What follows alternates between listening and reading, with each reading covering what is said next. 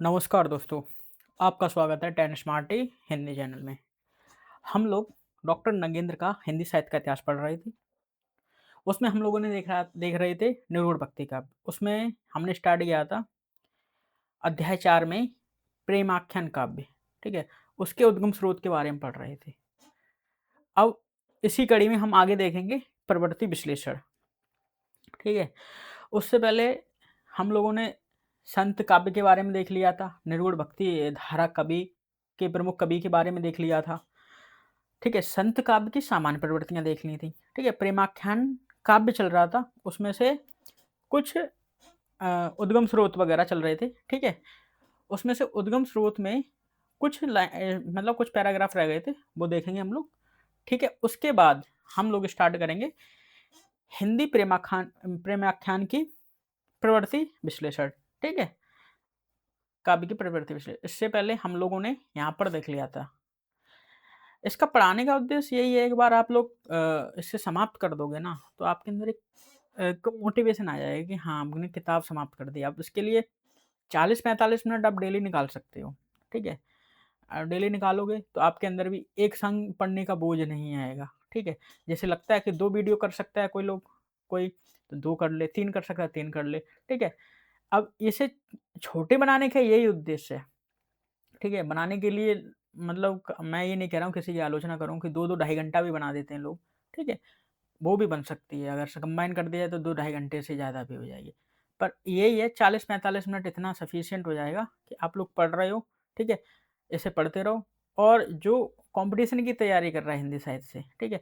वैसे तो उन लोगों ने नोट्स बना लिए होंगे आप लोगों ने, तो इसमें से भी अगर आपको लग रहा है कि ये अलग है आपके नोट्स से, तो अपने नोट्स में ऐड करो, नहीं तो किताब लेके ज़रूर बैठो। किताब लेके बैठोगे आप लोग, ठीक है? तो आपको बाद में बहुत फ़ायदा देगा, ठीक है? अब इसी कड़ी में ज़्यादा ना मोटिवेशन मतलब मोटिवेशन ही बोल रहा हूँ, ना देते हुए इसी कड़ी में देखते हैं हम लोग, ये उद्गम स्रोत के जो कुछ पैराग्राफ रह गए थे वो देखते हैं। इन प्रेमाख्यानों की लोकप्रियता से प्रभावित होकर प्राकृत और अपभ्रंश के जैन कवियों ने भी अनेक प्रेम कथाओं की रचना की, ठीक है? ये प्रेमाख्यान मतलब इतना लोकप्रिय था कि इनसे प्रभावित हो गए जैन कवि। जो प्राकृत और अपभ्रंश में रचना करते थे ना जैन कवि, वो ज़्यादा प्रभावित हो गए। उन्होंने क्या किया? उन्होंने भी प्रेम कथाओं की रचना की। जैसे सम्रादित्य कथा, सुर सुंदरी चरित्र, भुवन सुंदरी, मलय सुंदरी, लीलावती, नाग कुमार चरित्र, भविष्य कथा, यशोद यशोधर चरित्र, ठीक है? आदि उल्लेखनीय है। वस्तुतः जैन कवियों द्वारा यह परंपरा 8वीं सदी से लेकर 14वीं सदी तक अखंडित रूप में प्रचलित रही। मतलब 8वीं से 14वीं सदी तक ये लगातार चलती रही, मतलब क्रम में चलती रही यहाँ तक। इन कवियों ने पूर्ववर्ती प्रेमाख्यान परंपरा के प्रमुख तथ्यों को सुरक्षित रखते हुए उनमें कई नूतन प्रवृत्तियों का भी विकास किया। यानी कि जो प्रेमाख्यान की पूर्व प्रवृत्तियां थी, ठीक है, पूर्व प्रमुख तथ्य थे, उसमें नवीन प्रवृत्तियों को जोड़ लिया उन्होंने, ठीक है? उन्होंने नवीन प्रवृत्तियों को विकास कर दिया।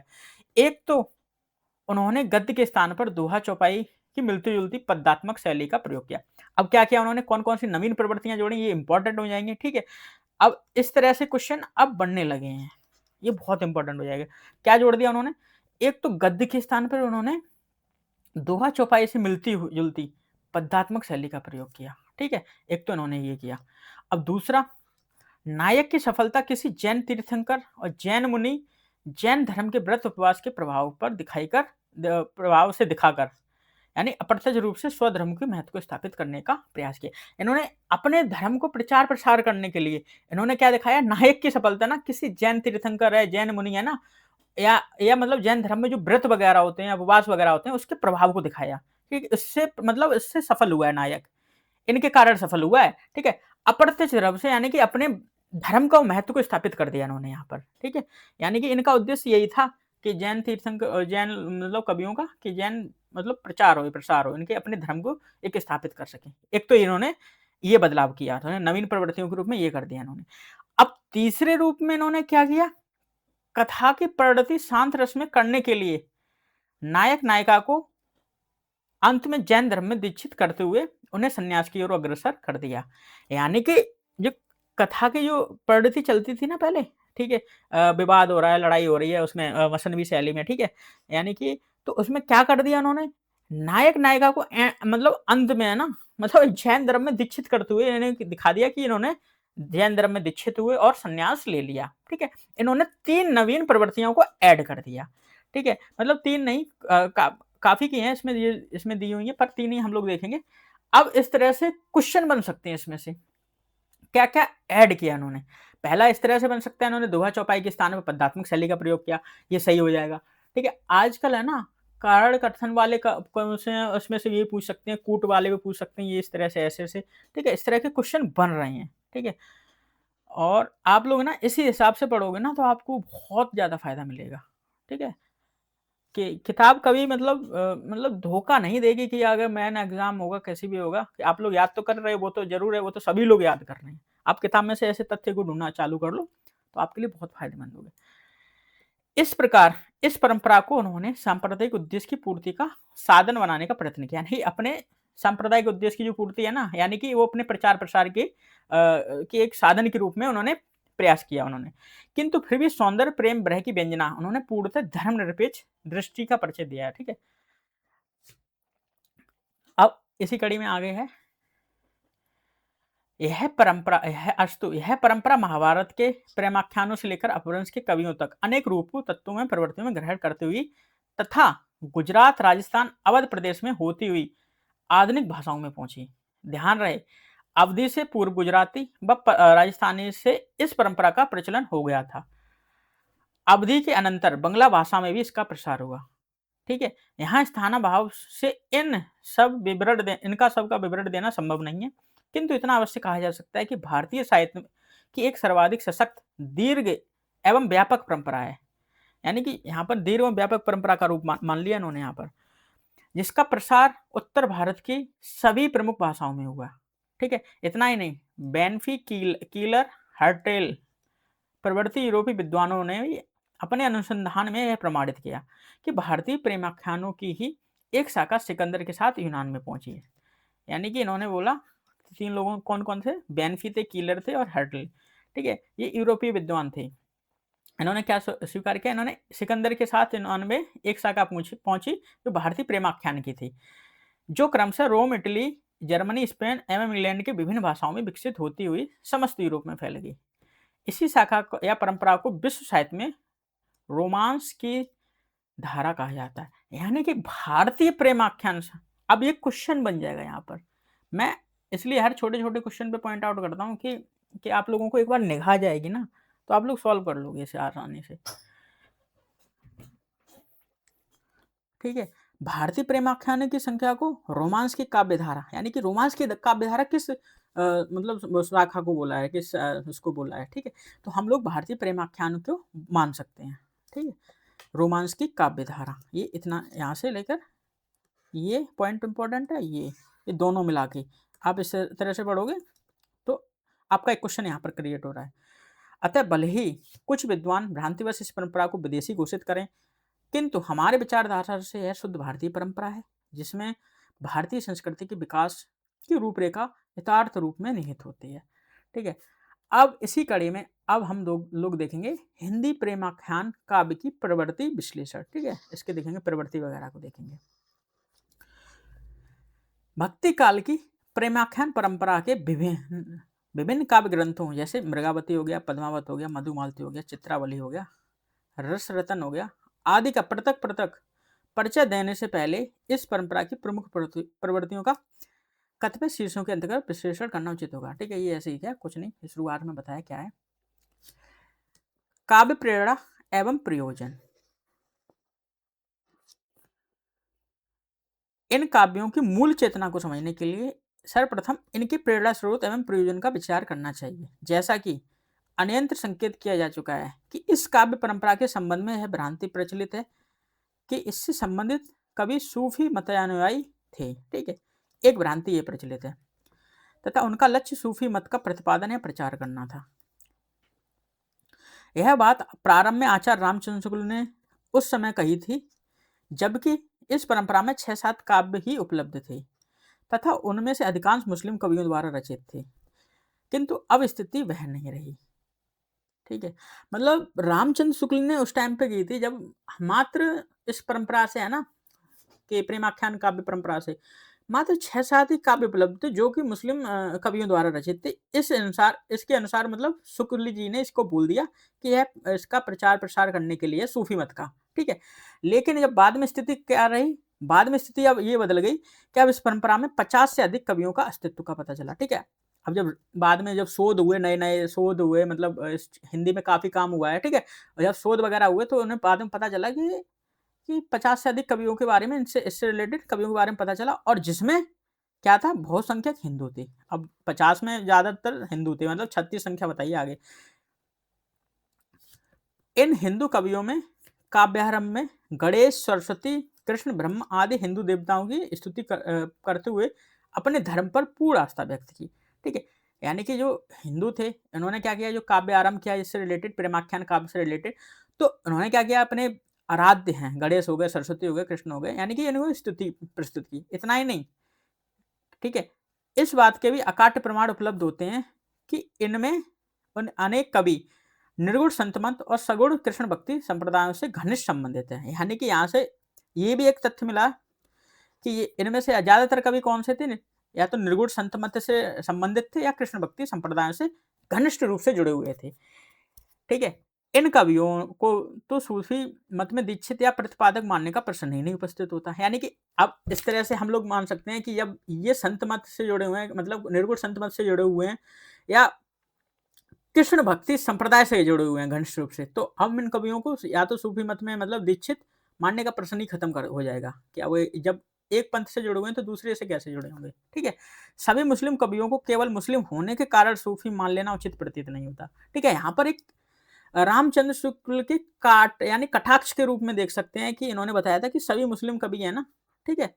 इस कारण से उन्हें सूफी मान लिया गया है, पर ऐसा कुछ नहीं है। ऐसा मतलब उचित नहीं है। यहाँ पर कटाक्ष के रूप में बोला है यहाँ पर शुक्ल जी के। अवश्य ही मुस्लिम कवियों में कुछ कवि सूफी मतयानुयायी रहे होंगे, किंतु उनके काव्य का प्रयोजन सूफी मत का प्रचार मान लेना वैसा ही होगा जैसे बिहारी सत्सई को राधा वल्लभ संप्रदाय का प्रचार करने वाली रचना मान लेना, ठीक है? यहाँ पर इन्होंने एक उदाहरण देते हुए कहा कि अनेक काव्य का प्रयोजन मतलब मुस्लिम कवि कुछ सूफी मतयानुयायी रहे होंगे, किंतु उनके इस प्रयोजन का ये नहीं है कि उनका सूफी मत का प्रचार करना। अब इन्होंने बोला जैसे बिहारी सत्सई को सिर्फ मतलब यही नहीं मान सकते हैं कि वो राधा वल्लभ संप्रदाय का प्रचार कर रही है, ठीक है? क्योंकि बिहारी को राधा वल्लभ संप्रदाय का अनुयायी सिद्ध किया जा सकता है। वस्तुतः अनेक मुस्लिम कवियों ने अपने प्रेरणा स्रोत एवं काव्य का प्रयोजन निर्देश से स्पष्ट रूप से किया है जिससे उपयुक्त भ्रांति का निराकरण होता है। कैसे है? ओ मन जानी कबित अस्कीना मकु है रहे जगत में चीना, ठीक है? ये जायसी की पंक्ति है, पद्मावत से ली गई है, ठीक है? ये देखो पंक्तियां सभी इंपॉर्टेंट हो जाएंगी। अभी भाई अच्छी दृष्टि एग्जामिनर की नहीं पड़ी है तो नहीं तो ये ज्यादातर आती भी हैं और बनाने भी चालू कर दिया उन्होंने, ये भी बना देंगे। प्रीतिवंत वे स्नेह सो कोई बाड़े प्रीति हैं सुख दोई कामी पुरुष रसिक जे सुनिए ते या कथा रैन दिन गुनिए, ठीक है? ये आलम की है, माधवानल काम कंदला से ली गई है, ठीक है? ये भी इंपॉर्टेंट है। अब आगे थोड़ा दिया हुआ है इसे पढ़ते हैं। विभिन्न कवियों के अंतःसाहित्य से यह प्रमाणित होता है कि इनका प्रयोजन यश प्राप्ति, अपनी काव्य कला का प्रदर्शन, युवकों का मनोरंजन, जीवन को दुखपूर्ण घटना को भुलाना ही था।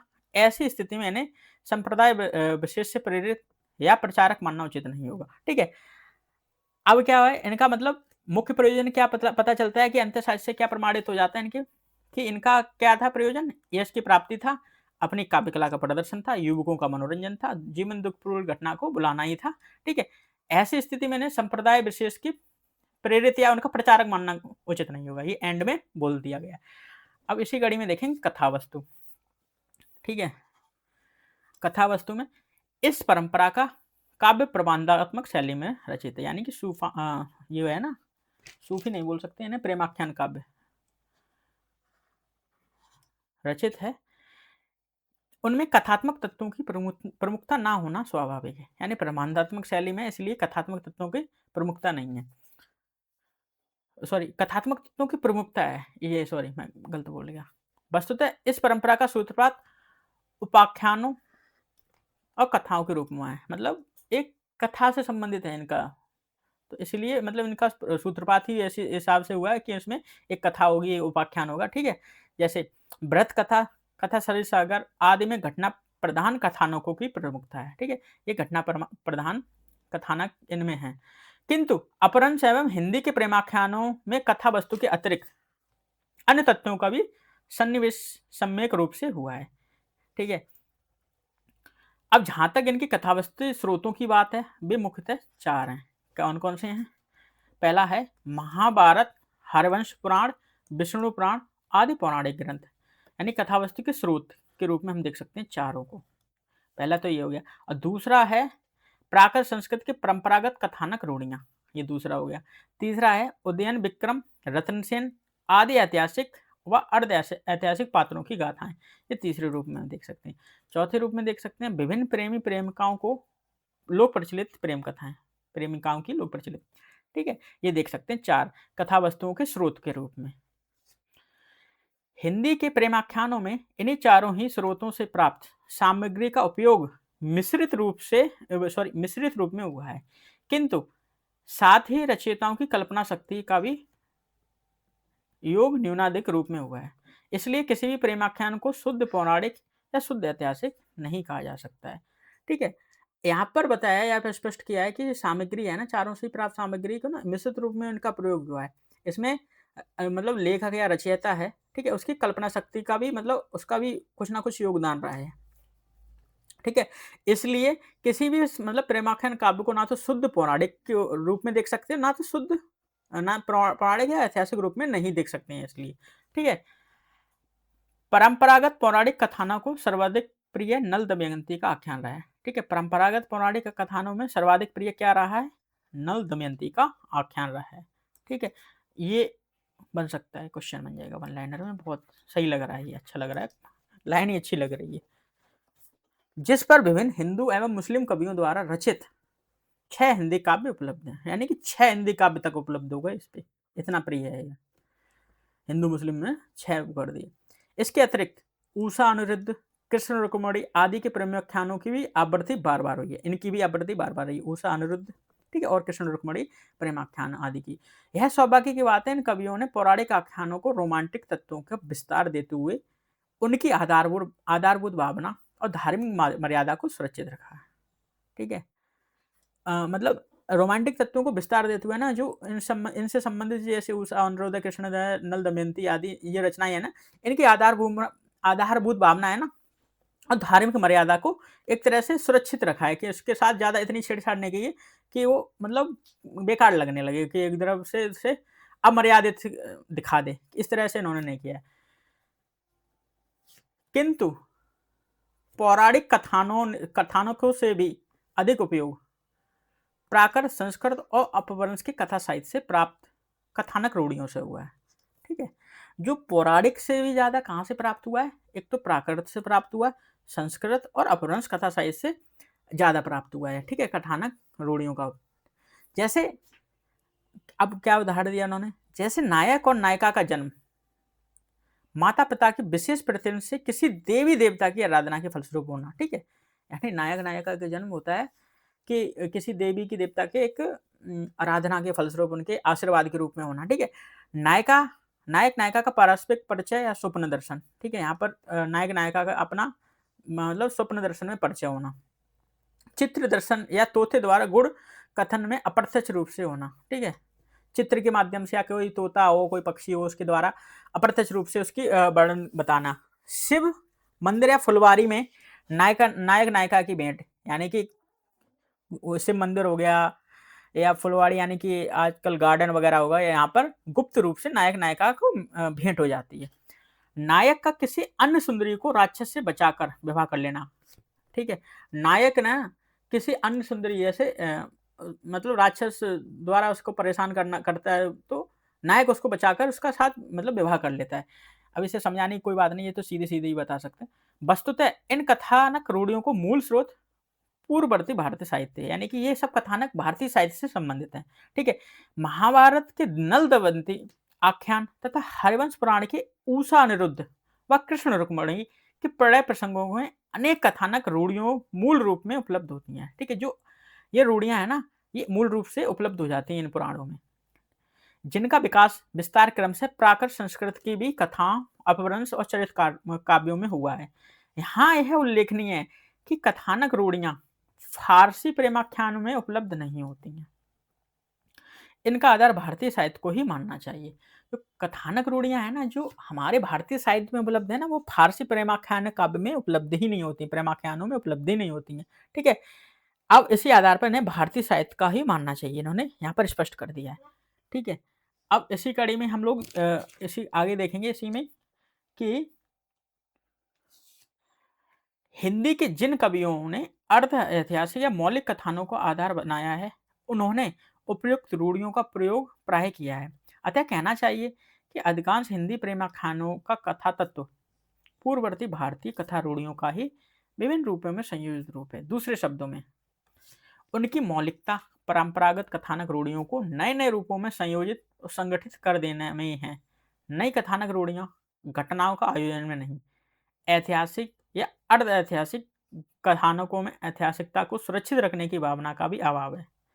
अपितु अपितु उनमें कथानक रूढ़ियों का सम्मिश्रण खुलकर किया गया है, जिनसे उनकी ऐतिहासिकता धूमिल हो गई। अब इसी कड़ी में देखेंगे, इसमें कुछ ज़्यादा इंपॉर्टेंट मुझे नहीं लगा, आप लोगों को लगा तो देख लेना एक बार। काव्यिक तत्व की दृष्टि से इनकी कथा वस्तु में स्वाभाविकता ही अपेक्षा चित्र को ही प्रमुखता है। कथा वस्तु अपने लक्ष्य की ओर द्रुत गति से अग्रसर होने के साथ उस होने के स्थान पर चक्कर काटते हुए पाठकों के औत्सुक और कौतूहल का अधिकाधिक गंभीर बनाते हुए धीरे धीरे आगे बढ़ती है। ठीक है? कैसे बनाती है? एक औत्सुकता बनाए रखती है, कौतूहल बना के रखते हुए आगे धीरे धीरे बढ़ती है, जो कदाचित मध्यकालीन रुचि के अनुकूल है, यानी कि जो ही मध्यकालीन के रुचि के अनुकूल प्रतीत होती है। वस्तुतः जो कार्य आज के सामान्य पाठक के लिए रोमानी व जासूस उपन्यास करते हैं, वही कार्य मध्ययुगीन पाठक के लिए आख्यान करते थे। अतः इनकी कथा वस्तु में असाधारण, विचित्र और रोमांचक घटनाओं का अधिक होना स्वाभाविक है। ठीक है? अब इसमें ये सब क्यों थे कथा वस्तु में, कि एक असाधारण बात होना, असाधारण है, विचित्र है, रोमांचक घटनाएँ थी ना, ये इसलिए होती थी कि जैसे आज के पाठक के लिए है ना, कोई जासूसी उपन्यास है, अय्यारी उपन्यास है, ठीक है? ऐसे उपन्यास आज पाठक को है ना बाँध के रखते हैं ना, उस समय के पाठकों के लिए ये ऐसी चीज़ें बाँध के रखती थी। ठीक है? अब इसी कड़ी में हम पढ़ेंगे चरित्र चित्रण। चरित्र चित्रण में देखेंगे हिंदी प्रेमाख्यानों में विभिन्न पात्र मुख्यतः दो श्रेणियों के हैं। कौन कौन सी दो श्रेणियों में बताएं चरित्र के लिए? पहला है मानवीय श्रेणी, ठीक है, मानवीय श्रेणी की, और दूसरा है मानवेतर श्रेणी की। प्रथम श्रेणी में प्राय राजकुमार नायक और राजकुमारी नायिका एवं उनसे संबंधित व्यक्ति आते थे। प्रथम श्रेणी में तो ये लोग आ जाते थे। राजकुमार को प्राय सहृदय, पर दुखा कातर, साहसी, प्रेमी एवं त्यागी दिखाया गया है, यानी कि इस तरह का दिखाया गया है। जबकि राजकुमारी या नायिका को अत्यंत सुंदरी, रूप गर्विता, किंतु नायक की प्राप्ति के लिए अपेक्षित बुद्धि बल से युक्त दिखाई गई है। ठीक है? ये नायिका के बारे में दिखाया गया है। कई बार नायिकाएं राक्षस कन्या, ठीक है, अप्सरा, नर्तकी, वेश्या पुत्री भी होती हैं। ठीक है? यहाँ पर कई बार नायिका कैसी होती है? यहाँ पर राक्षस कन्या होगी, या तो अप्सरा होगी, या नर्तकी होगी, या मतलब वेश्या पुत्री होगी। यहाँ पर नायिकाओं के दिखाया है, किंतु इससे उनके व्यक्तित्व में विशेष अंतर नहीं पड़ता है, यानी कि व्यक्तित्व का वही अंतर कुछ ज़्यादा खास नहीं पड़ता है। प्रेम के क्षेत्र में वे नायक की अपेक्षा अधिक धैर्यशाली दिखाई गई हैं। ठीक है? जो प्रेम के क्षेत्र में है, वो नायक की अपेक्षा है ना अधिक धैर्यशाली दिखाई गई हैं। नायक की अपेक्षा उनकी स्थिति भी प्राय उच्च है, क्योंकि उन्हीं की प्राप्ति के लिए वह अपना सर्वस्व अर्पित कर देता है। ठीक है? यानी कि यहाँ पर नायिका की स्थिति उच्च दिखाई गई है, क्योंकि मतलब नायक है ना, नायिका की प्राप्ति के लिए अपना जो कुछ है ना, वो सब कुछ अर्पित कर देता है। यहाँ पर ये सब दिखाया गया है।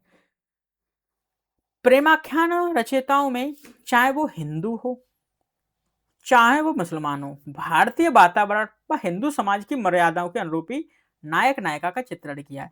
यहाँ पर बताया कि जो प्रेमाख्यान रचयिता है ना, चाहे वो हिंदू हो चाहे मुस्लिम है, उसने जो भारतीय वातावरण का सम्मान करते हुए जो भारतीय वातावरण में जो प्रचलित था और जो हिंदू समाज की जो मर्यादाएं थी, उसी के हिसाब से जो नायक नायिका का चित्र प्रस्तुत किया है, मतलब एक मर्यादित होकर चित्र प्रस्तुत किया है उन्होंने। ठीक है?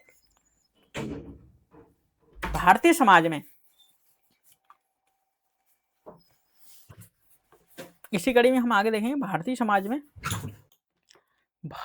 समाज में पुरुष के लिए बहुविवाह की अनुमति थी। ठीक है? एक तो ये भारतीय समाज के अनुसार ये मतलब नायक-नायिका का चित्रण करते थे।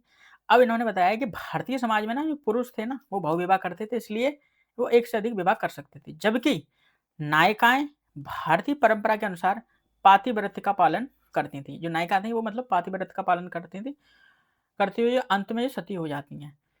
नायिकाओं के लिए सबसे बड़ा आदर्श उनका सतीत्व ही है। ठीक है? ये आदर्श की बात बताई गई है। अब दूसरी बात क्या है कि नायक को आकर्षित करने के लिए उनके रूप सौंदर्य का ही योग अधिक रहता है। यानी कि जो नायक आकर्षित हो इसलिए रूप सौंदर्य को ज़्यादा योग दिखाया गया है। कुछ नायिका अपनी नृत्य कला व संगीत कला के बल पर नायक के हृदय पर अधिकार प्राप्त करती हैं। ठीक है? मतलब कुछ कलाएँ दिखाकर और कुछ रूप सौंदर्य को दिखाकर नायक के हृदय में अपना अधिकार दिखाती हैं। फारसी प्रेमाख्यानों में उपयुक्त परंपरा के स्थान पर प्राय नायक एक पत्नी व्रतधारी तथा नायिका प्रेमी के अनंतर पति को स्वीकार करने वाली दिखाई जाती है। ठीक है? यहाँ पर नायक है ना, एक पत्नीधारी होगा। मतलब फारसी प्रेमाख्यानों के आधार पर ये अंतर रूप में देख सकते हैं। क्या होगा? नायक होगा ना, एक पत्नीधारी होगा तथा नायिका प्रेमी के अनंतर, ठीक है, पति को स्वीकार करने वाली दिखाई जाती है। हिंदी प्रेमाख्यानों में नायक के प्रतिद्वंदी के रूप में प्रतिनायक का अस्तित्व प्राय नहीं है। जो हिंदी प्रेमाख्यान का है ना, उसमें प्रतिद्वंदी के रूप में प्रतिनायक का अस्तित्व ही नहीं है। ये नायक का मतलब नायक का जो विरोध है ना, सिर्फ उसके या तो पिता करेंगे, उसके संरक्षक करेंगे, ठीक है, उसके द्वारा होता है। परंतु फारसी मसनवियों के भांति, ठीक है, प्रेम का त्रिकोण उपस्थित नहीं होता है। यहाँ पर मतलब है भारतीय प्रेमाख्यान में प्रेम का जैसे लव ट्रायंगल बोलते हैं, ठीक है, वो उपलब्ध नहीं होता है। पर फारसी मसनवी में उपलब्ध होता है कि नायक होगा, नायिका होगी, प्रतिनायक होगा, ठीक है। उसे नायिका का विवाह प्रतिनायक से हो जाएगा, नायक सुसाइड कर लेगा। ये फारसी मसनवी शैली की विशेषता के रूप में है। वस्तुतः भारतीय प्रेमाख्यानों में पात्रों का चरित्र चित्रण भारतीय परंपराओं और सामाजिक मर्यादाओं के अनुरूप हुआ होना कोई आश्चर्य की बात नहीं है, ठीक है। ऐसा होना भी स्वाभाविक था, किंतु जो विद्वान है मानते हैं कि ये फारसी मसनवियों से प्रेरित थे। उन्होंने चेष्टापूर्वक अपने अपने आख्यानों को भारतीय रूप दिया है। उनके लिए अवश्य यह महत्व की बात है, ठीक है। पात्रों की दूसरी श्रेणी में मानव इतर प्राणी आते हैं, ठीक है। दूसरी श्रेणी में कौन आते हैं? मानव से इतर। जैसे नायिका के संरक्षक के रूप में असुर या राक्षस, नायक के सहयोगी के रूप में बैताल हो गए, हंस हो गए, तोता हो गए, ठीक है। नायक के सोते हुए उठा ले जाने वाली अप्सराएं, परियां आदि, ठीक है। ये ऐसे मतलब इसमें आते हैं। एक तो मानव से इतर हैं, ये मानव नहीं होंगे, ठीक है। या तो मतलब ये नायिका के संरक्षक के रूप में असुर होगा, राक्षस होगा, नायक नायक के सहयोगी होंगे, जैसे कोई बैताल हो गया, हंस हो गया, तोता हो गया, ठीक है। ये सब आते हैं, ठीक है। वस्तुतः ये पात्र स्थिति विशेष में कथानक को आगे बढ़ाने का योग देते हैं। यानी कि ये पात्र पता है किस तरह का योग देते हैं कि एक स्थिति विशेष को आगे बढ़े और कहानी आगे बढ़े, इस तरह से अपना योगदान देते हैं तथा उसी के अनुरूप इनमें प्रवृत्ति विशेष का विकास दिखाया गया है, किंतु इनके संपूर्ण व्यक्तित्व का निरूपण प्राय इनमें नहीं हुआ है। यथा असुर या राक्षस को अत्यधिक क्रूर, तोते या हंस को अधिक विद्वान, अप्सरा या परी को अत्यंत सहृदय दिखाया गया है, जो कथानक की मूल आवश्यकता के अनुरूप है। यानी जो कथानक की मूल आवश्यकता है उसके अनुरूप इनको दिखाया गया है। समग्र रूप से कहा जा सकता है कि सभी आख्यानों के पात्रों का चरित्र चित्रण रूढ़िबद्ध और स्थिर है। यानी कि उनमें स्वतंत्र मौलिक व्यक्तित्व का निरूपण प्राय ना के बराबर है। यानी कि स्वतंत्र रूप से उनका मौलिक कुछ मतलब व्यक्तित्व नहीं है। वस्तुतः इन कवियों का ध्यान चरित्र चित्रण की अपेक्षा कथा वैचित्र बड़ विस्तार की ओर अधिक रहा है। यानी कि इनका ध्यान कहाँ पर रहा है? कथा वैचित्र की ओर या वर्णन विस्तार की ओर ज्यादा रहा है, ठीक है। अब वस्तु वर्णन में हम सबसे पहले देखेंगे, मतलब सबसे पहले क्या क्रम में देखेंगे, भारतीय साहित्य में चौथी पांचवी शताब्दी में ही एक नूतन प्रवृत्ति का उन्मीलन दृष्टिगोचर होता है। यानी नूतन प्रवृत्ति दिखाई देती है। यह प्रवृत्ति क्या थी? यह प्रवृत्ति है स्वभावोक्ति की अपेक्षा अतिशयोक्ति की प्रमुखता। यानी कि जो अपने नेचुरलिज्म के वजह ना बढ़ा चढ़ाकर किसी चीज को प्रमुखता दे दी, यानी कि जो स्वभाव है ना उसके अनुरूप ना होकर, ठीक है? उसके बढ़ा चढ़ाकर किसी बात की प्रमुखता दे दी।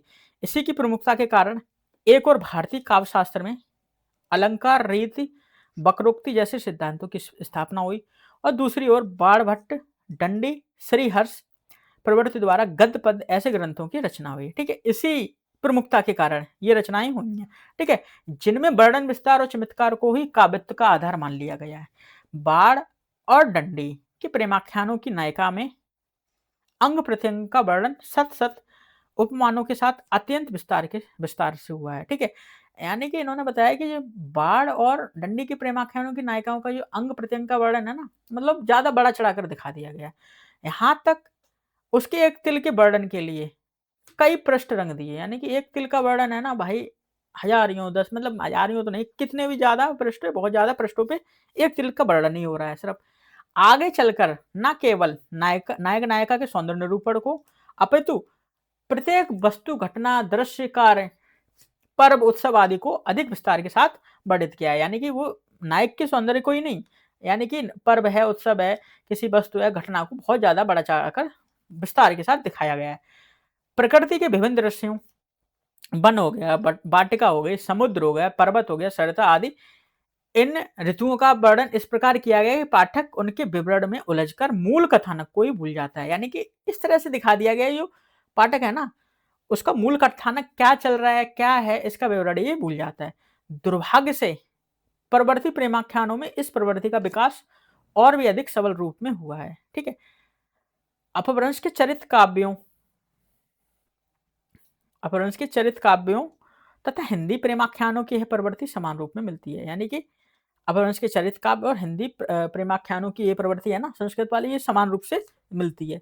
इसी कारण से कविगण अपने मूल लक्ष्य को भूलकर मार्ग में पड़ने वाली प्रत्येक वस्तु, दृश्य एवं घटना का विवरण अतिशयोक्तिपूर्ण शैली में प्रस्तुत करने लगते हैं। यही कारण है कि जो कविगण है ना, जो मूल्य लक्ष्य है ना उनका, जैसे मूल्य लक्ष्य पे जो कविता लिख रहे हैं, बात कह रहे हैं, उसको भूलकर जो मतलब आ रही हैं, जो वस्तुएं आ रही हैं, उनके बारे में एक्सप्लेन कर रहे हैं, बड़ा चढ़ाकर उनके बारे में बातें कर रहे हैं, यानी कि अतिशयोक्तिपूर्ण शैली में करने लगे थे। ऐसा करते समय स्वाभाविकता और रोचकता भावात्मकता से बहुत दूर चले जाते हैं। यानी जिसमें ऐसा करते समय ना, वो एक तो ये स्वाभाविक नहीं रह पाते हैं, उसमें एक जो रचना में रोचकता आनी चाहिए और जो भावात्मकता आनी चाहिए, वो मतलब काफी हद तक दूर हो जाती है। हिंदी कवियों में परंपरागत विषयों के अतिरिक्त, जो परंपरागत विषय हैं उसके अतिरिक्त पनघट, सरोवर, वाटिका, बारहमासा, बारात, युद्ध, ज्योनार आदि का वर्णन विशेष रूप से किया है। इन कवियों के वस्तु वर्णन की समीक्षा करते हुए डॉक्टर सरला शुक्ल, ठीक है, ने ठीक लिखा। यानी कि अब ये वक्तव्य आ गया, ये इंपॉर्टेंट हो जाएगा। कोई भी वक्तव्य सही इंपॉर्टेंट है, पेपर में कब आ जाए, कौन सी परीक्षा में आ जाए, पता ही नहीं है। जब तक आप परीक्षा दे रहे हो, ठीक है, जब तक स्टूडेंट हो, ठीक है, तब तक पता ही नहीं। और आप एम ए बी ए के स्टूडेंट हो, आप आंसर लिख रहे हो, तब भी ये नाम तो बहुत इंपॉर्टेंट है। ठीक है, तो उसके हिसाब से आप इनका मर्म समझो। अगर पूरी भाषा परिभाषा याद आ जाए तो वो आप लिख सकते हो, तो आपके अच्छे नंबर आ जाएंगे, कोट कर दोगे तो। इन वस्तु वर्णनों में कवि को अवसर प्राप्त होता है कि वह अपनी नवीन कल्पना परिस्थिति से लाभ उठाकर सजीव वर्णन करें, किंतु अधिकांश कवियों ने इस कोई और विशेष ध्यान नहीं दिया। कहीं कहीं वर्णन इतना विस्तृत है कि उससे कवियों के वस्तु ज्ञान के यानी प्रदर्शन के अतिरिक्त कौतूहल, आकर्षण या प्रभावशीलता में किंचित भी वृद्धि नहीं पाते हैं। ठीक है, वस्तुतः इन कवियों का वस्तु वर्णन काव्य की मौलिक आवश्यकता की पूर्ति में नियमित कम है। यानी कि जो वस्तु वर्णन है ना इस तरह की कवियों में, जो काव्य की मौलिक आवश्यकता है उसमें मतलब निमित्त नहीं गए हैं, कम है। यानी कि कम निमित्त, मतलब निमित्त नहीं है, कम कम रूप में उसका योगदान रह रहा है। अपने ज्ञान प्रदर्शन की भावना से अधिक प्रेरित हैं, अतः वह इन काव्य को दुर्बल पक्ष के सूचक कहा जा सकता है। अब इसी कड़ी में देखते हैं भाव और रस व्यंजना। ठीक है, भाव एवं रस व्यंजना। प्रेमाख्यान काव्यों की मूल भावना प्रणय या रति है। यानी कि इसकी क्या बताइए, मूल भावना को प्रणय या रति, अतः शास्त्रीय दृष्टि से इन्हें श्रृंगार प्रधान कहा जा सकता है। यानी जो काव्य शास्त्रीय दृष्टि है ना, ठीक है? उनको उसके हिसाब से यहाँ पर श्रृंगार रस की प्रधानता का स्वीकार की जा सकती है। किंतु यहाँ इस तथ्य को ध्यान में रखा जाना चाहिए कि इनका श्रृंगार निरूपण मूल चेतना पद्धति की दृष्टि से संस्कृत महाकाव्यों में निरूपित गार्हस्थ्य श्रृंगार से भिन्न कोटि का है। यानी कि जो संस्कृत महाकाव्यों में निरूपित श्रृंगार चेतना है ना, श्रृंगार भावना, उससे अलग कोटि की यहाँ पर दिखाई देती है। इनकी प्रणय भावना साहस एवं संघर्ष की भावना से अनुप्राणित है। यानी कि इनकी प्रणय भावना है ना, प्रेम भावना है ना, वो साहस और संघर्ष से भावना से अनुप्राणित दिखाई देती है, जो सामाजिक मर्यादाओं और परंपराओं को बहुत अधिक महत्व नहीं देती है। रस शास्त्रीय दृष्टि से इनका मूल प्रेरक तो रति भाव या प्रणय को ही माना जाएगा, किंतु उसके सहचारी और संचारी के रूप में उत्साह हो गया, क्रोध हो गया, विस्मय आदि को स्वीकार किया जा सकता है। यानी कि मूल प्रेरक रस तो हम रति को ही मानेंगे, मतलब श्रृंगार को ही मानेंगे, इसमें रति भाव है, ठीक है। उसके हिसाब से उनके संचारी के रूप में हम कौन कौन से को देख सकते हैं, उत्साह को देख सकते हैं, क्रोध को देख सकते हैं, विस्मय आदि को देख सकते हैं सहचारी के रूप में। सामान्यतः संचारी भाव को क्षणजीवी माना जाता है, किंतु व्यक्ति विशेष या परिस्थिति विशेष में भी दीर्घकालीन होकर स्थायी भाव के अंग भी बन जाते हैं। यानी कि जो संचारी भाव है ना, वो क्षणजीवी माना जाता है, किंतु परिस्थिति ऐसी हो जाए, ठीक है, उसे या तो दीर्घकालीन वो अंग बन जाते हैं, ठीक है। इसमें इस तरह से बताया कि परिस्थिति के अनुसार वो दीर्घकालीन भी बन सकते हैं, ठीक है, बन जाते हैं, बन सकते हैं, ठीक है। अतः इनके काव्य में श्रृंगार रस को अंगी तथा वीर रौद्र अद्भुत आदि को अंग के रूप में स्वीकार किया जा सकता है, ठीक है। वैसे प्रसंगानुसार करोड़ व वात्सल आदि का भी निरूपण मिलता है, किंतु उन्हें गौड़ मानना चाहिए, ठीक है। इनमें बताया गया इनके काव्य में श्रृंगार रस की तो अंगी है, तथा उनके साथ वीर रौद्र अद्भुत आदि को भी स्वीकार किया जा सकता है, इनके साथ स्वीकार कर सकते हैं। प्रणय भावना या श्रृंगार रस में निरूपण की दृष्टि से इनके पक्ष में सबसे अधिक महत्वपूर्ण बात यह है कि उन्होंने प्रेम को जीवन का सर्वोपरि तत्व मानते हुए उसके प्रति अत्यंत उच्च एवं उदार दृष्टि का परिचय दिया है, ठीक है। यानी प्रेम को सर्वोपरि तत्व माना है, उसके हिसाब से उन्होंने क्या बोला है, मानते हुए उसके प्रति, यानी कि प्रेम के प्रति अत्यंत उच्च और उदात्त दृष्टि का मतलब परिचय दिया उन्होंने, जिससे इनका प्रणय सामाजिक, नैतिक, धार्मिक, आध्यात्मिक आदि सभी बाधाओं, सीमाओं, कुंठाओं से मुक्त होकर अपने सहज स्वाभाविक पूर्ण विकसित रूप में प्रस्फुटित होता है। प्रणय का आरंभ प्राय इन्होंने सौंदर्यजन्य आकर्षण को सहज प्रेरणा से दिखाया है, तथा उनमें परिस्थितियों की स्वाभाविक प्रतिक्रिया के उत्तरोत्तर गंभीरता का संचार किया है।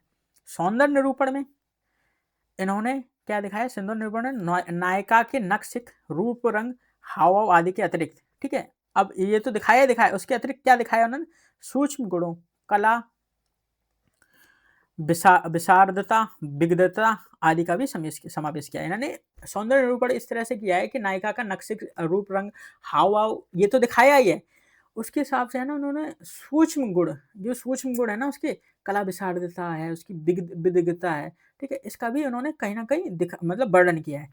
जैसे इनके वस्तु वर्णन पर विचार करते समय स्पष्ट किया जा चुका है कि वर्णन विस्तार की प्रवृत्ति के कारण इनका सौंदर्य निरूपण भी कहीं कहीं इतना अत्युक्तिपूर्ण हो जाता है कि वह स्वाभाविकता और लौकिकता से परे चला जाता है।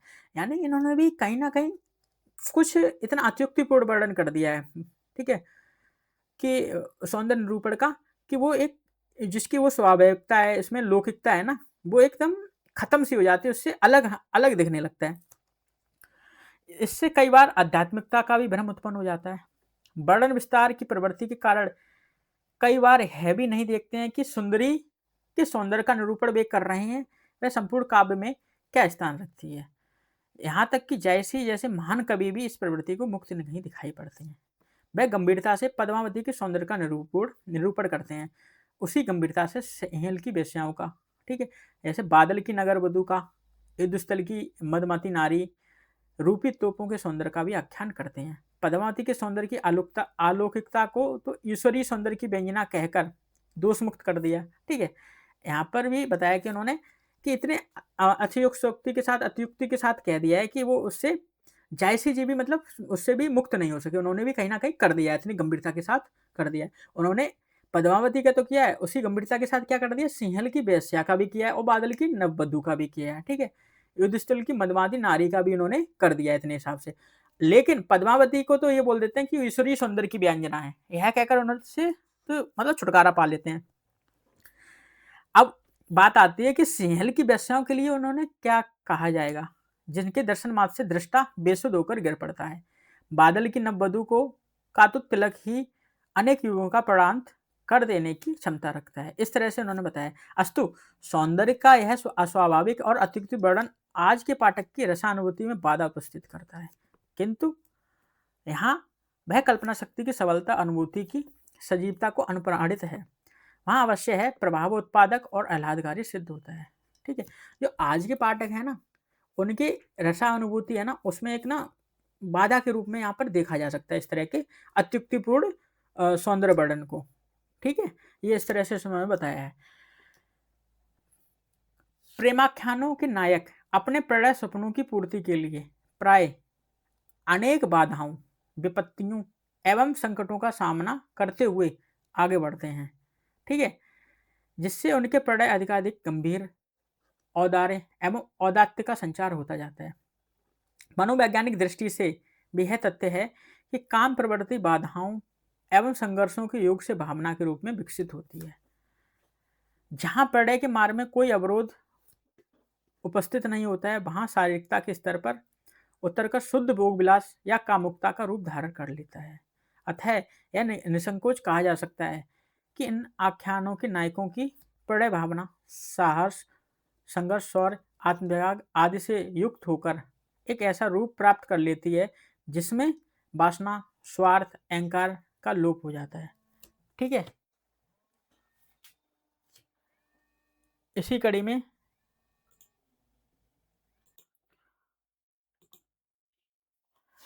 भावना के ऐसे ही सूक्ष्म, गंभीर एवं पवित्र रूप को भारतीय शब्दावली में उज्ज्वल रस, पाश्चात्य शब्दावली में औद्धत्य का चरमोत्कर्ष कहा जा सकता है।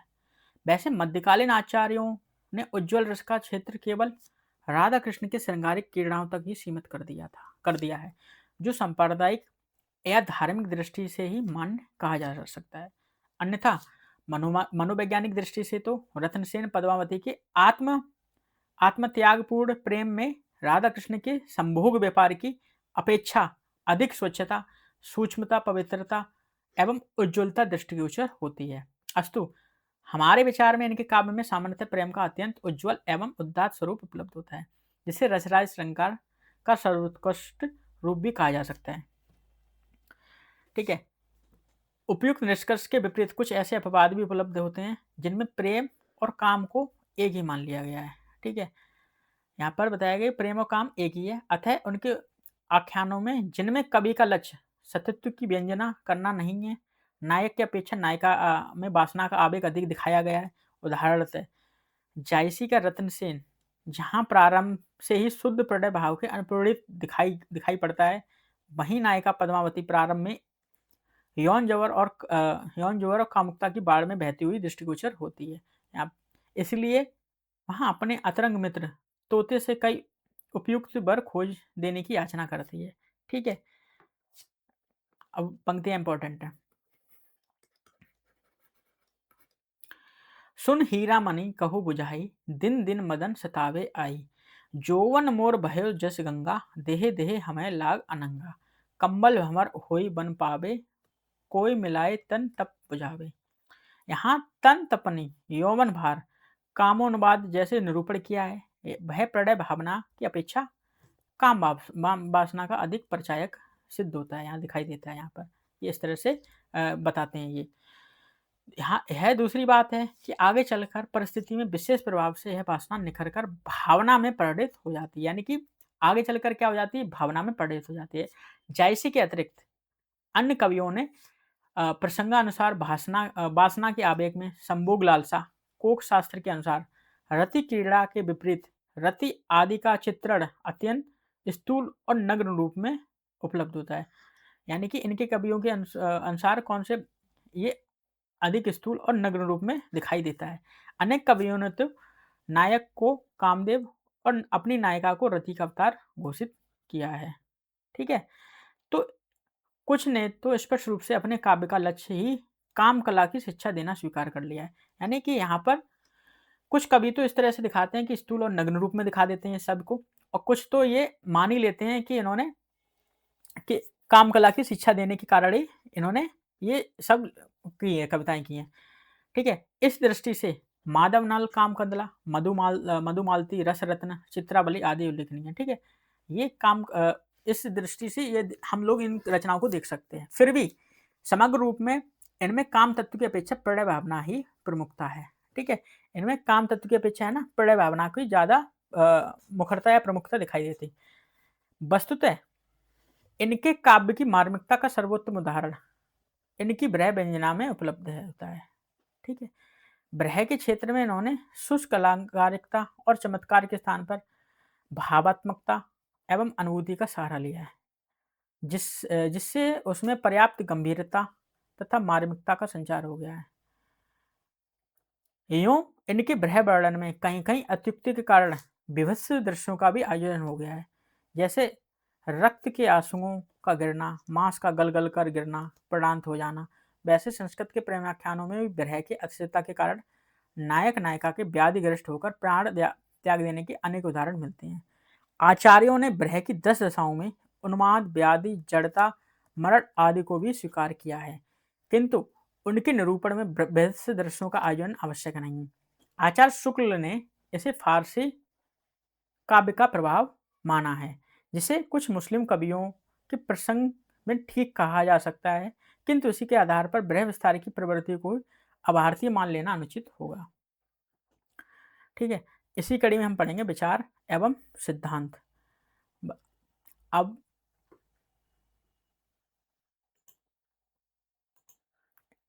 क्लास बड़ी हो रही है। ठीक है? अब नेक्स्ट क्लास में हम लोग देखेंगे। ठीक है? नेक्स्ट क्लास में हम लोगों को क्या देखना है? विचार एवं सिद्धांत। फिर उसके बाद देखेंगे काव्य रूप देखेंगे, फिर शैली देखेंगे, फिर हमारा स्टार्ट हो जाएगा प्रेमाख्यान परंपरा का हिंदी में परिवर्तन व विकास। ठीक है? वीडियो अच्छी लगी हो तो सब्सक्राइब कर देना, शेयर कर देना, लाइक कर देना। कुछ सुझाव हो तो कमेंट में ज़रूर बता देना, कुछ बदलाव करने हैं वो भी बता देना। इस किताब को पढ़ाने का उद्देश्य ये है कि आप लोगों के अंदर एक कॉन्फिडेंस आ जाए और धीरे धीरे से इस किताब को भी पूर्ण कर लें। ठीक है? और रही बात इसके नोट्स की, तो मैं कोशिश क्या करूँगा ही करूँगा ये कि अंत में कि एक शुक्ल जी की भी पढ़ाने के बाद दोनों को कंबाइंड नोट्स एक मैराथन के रूप में दे दिए जाएँ, आप तक पहुँचा दिए जाएँ। ठीक है? बहुत बहुत धन्यवाद अपना बहुमूल्य समय देने के लिए। बहुत बहुत धन्यवाद।